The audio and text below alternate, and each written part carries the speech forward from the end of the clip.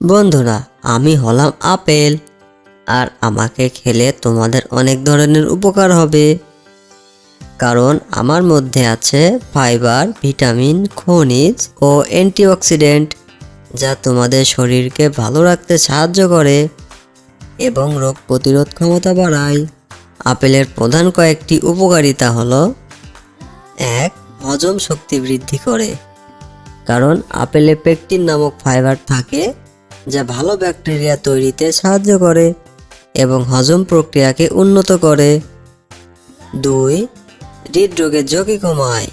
কারণ এটি খারাপ কোলেস্টেরলকে কমাতে সাহায্য করে, যার ফলে হৃদরোগের ঝুঁকি কমে এবং রক্তচাপ নিয়ন্ত্রণে থাকে। 3. ওজন নিয়ন্ত্রণ করে। কারণ আপেলে ফাইবার এবং পানি থাকার কারণে আপেল খেলে পেট ভরা থাকে, যার ফলে ওজন নিয়ন্ত্রণে থাকে। 4. মস্তিষ্কের স্বাস্থ্য ভালো রাখে। কারণ এতে থাকা কিছু ভিটামিন যেমন ফিসেটিন নামক ভিটামিনের কারণে স্মৃতিশক্তি রক্ষা পায় এবং মস্তিষ্কের স্বাস্থ্য ভালো রাখে। 5.